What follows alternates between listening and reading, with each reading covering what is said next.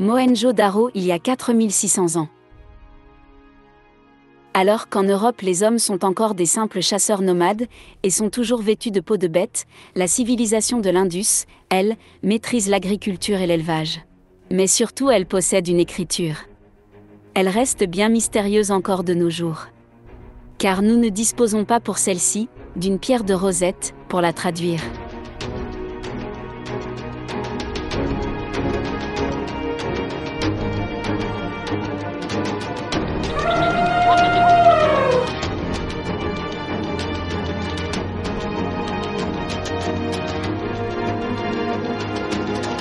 Deux fleuves favoriseront le développement des villes du nord de l'Inde.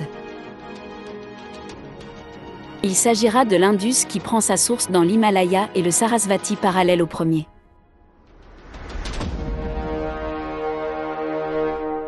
Les villes-États sont construites en briques fabriquées sur place. Très vite elles accueilleront des populations de plusieurs milliers d'habitants. Les conditions de vie étaient semblables à la Mésopotamie et à l'Égypte. Cette ville possédant de nombreux puits, se développera en retrait du fleuve. Une divinité curieuse s'imposera dans le même temps. Il s'agira de l'unicorne.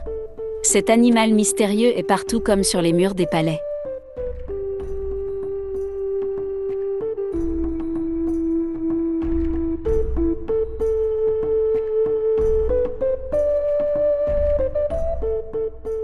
On le retrouve aussi sur des poteries, ainsi que sur les tablettes commerciales. Et il ne sera détrôné que bien plus tard, par le taureau. Mohenjo-Daro est une imposante forteresse. À fleur du désert, elle est comme un aimant pour les populations. L'urbanisme prévu au départ pour quelques centaines de personnes explose.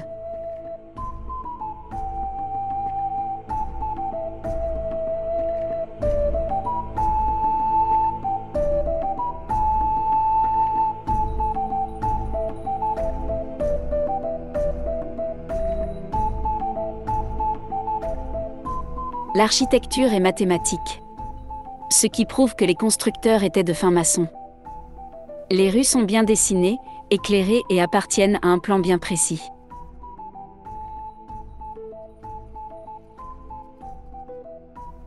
Comment il y a presque 5000 ans, les hommes de l'âge de bronze ont pu réaliser cela? Cette intelligence sortie de nulle part, émergera un peu partout sur la planète. Mais la civilisation arapéenne reste encore de nos jours un grand mystère. Les bâtiments sont solides et frais. Les canalisations d'eau sont performantes. Certains édifices possèdent même une piscine. Et oui, l'eau devient aussi un loisir.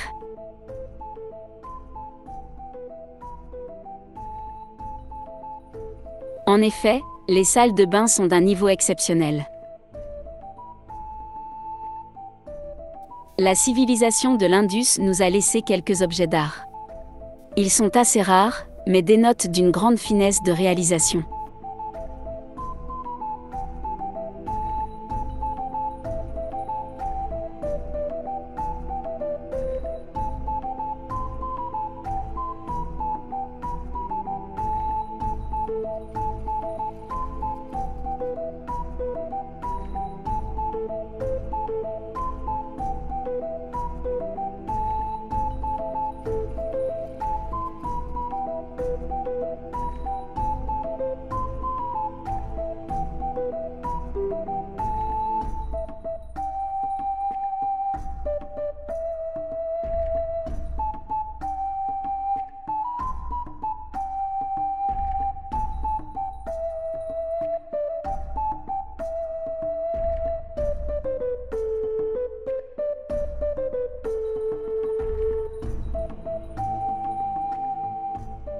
Nous voici en route pour la cité de Mohenjo-Daro.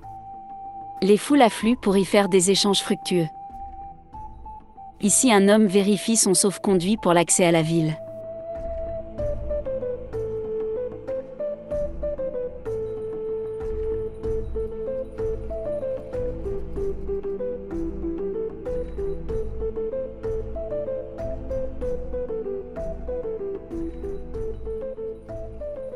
Cette métropole attirera d'innombrables humains venus y commercer. Les échanges et le troc sont courants.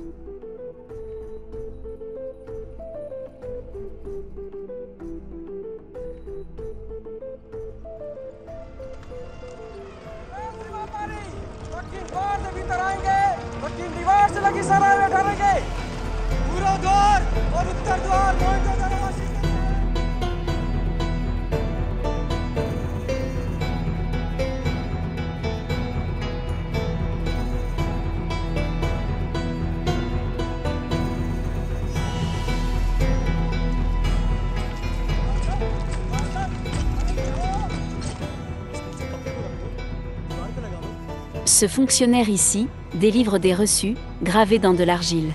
Ce sont ces fameuses tablettes que l'on connaît aussi, chez les Sumériens. चलो।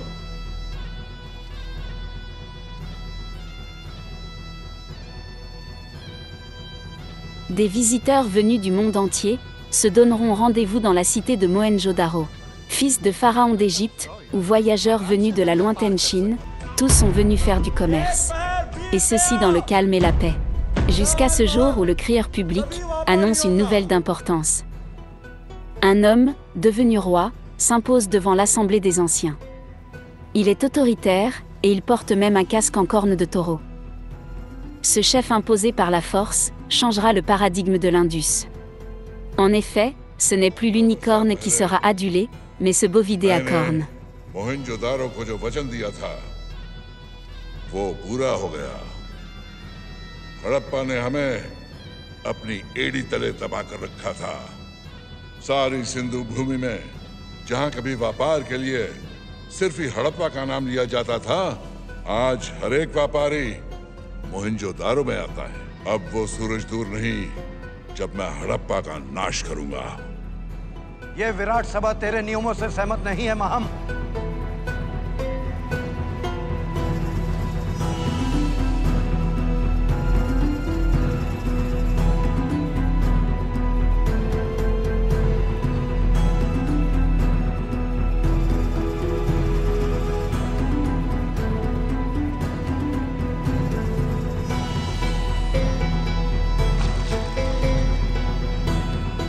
Les inquiétudes parmi le peuple grandissent. Car ce roi possède un appétit sans limite. Il convoite l'or, ainsi que les conquêtes par les armes.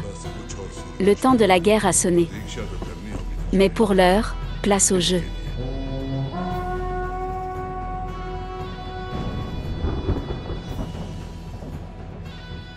मूंजा और चांदी के मेल से एक नया सूरज आएगा और इसलिए मेरा निर्णय है कि मूंजा अगला प्रधान बनेगा और मोहनजोदारो की नई प्रथा का आरंभ होगा। इस युवा को इन अपराधों का दंड इसी समय मिलेगा।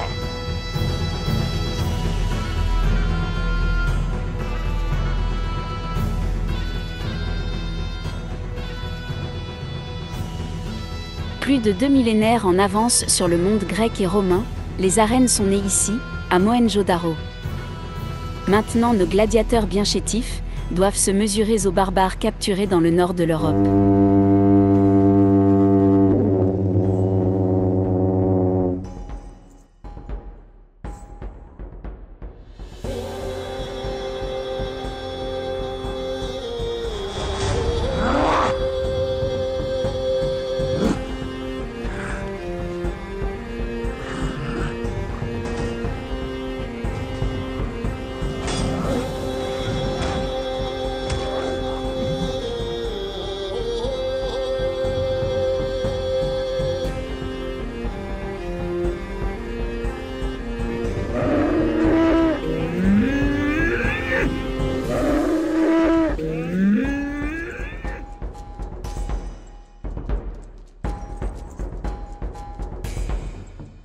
Les siècles passent, et une succession de villes naissent. Ainsi, la compétition est rude. Les rois alors se succéderont, laissant la place à la violence et à leur soif de pouvoir. L'âge de fer prendra la suite de celui du bronze. Déjà 500 ans se sont écoulés. Mohenjo-Daro a bien changé. Maintenant une pyramide prône au milieu de la cité. Celle-ci est entourée de palais somptueux. Et il s'élève de plus en plus haut. Mais une menace des peuples du Sud se fait sentir.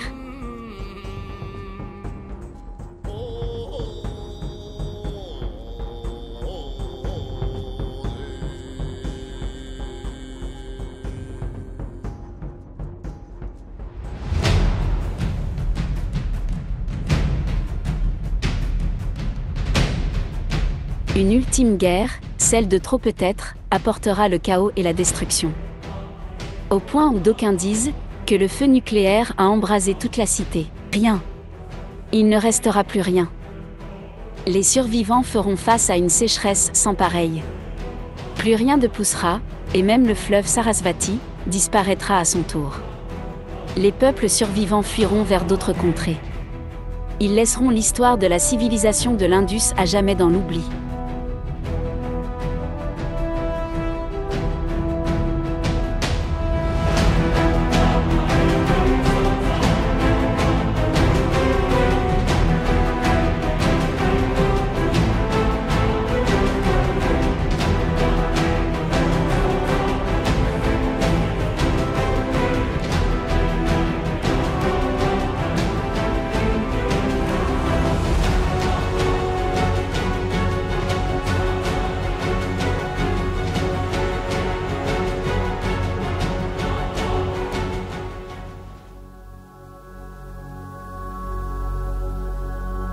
Comme toute proto-histoire récente, les textes parlent des dieux.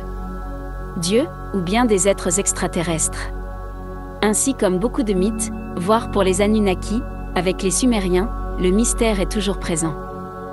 Des Vimana pour la civilisation arapéenne sont représentés ça et là. Ont-ils réellement existé? Nul ne sait, et ne saura peut-être jamais.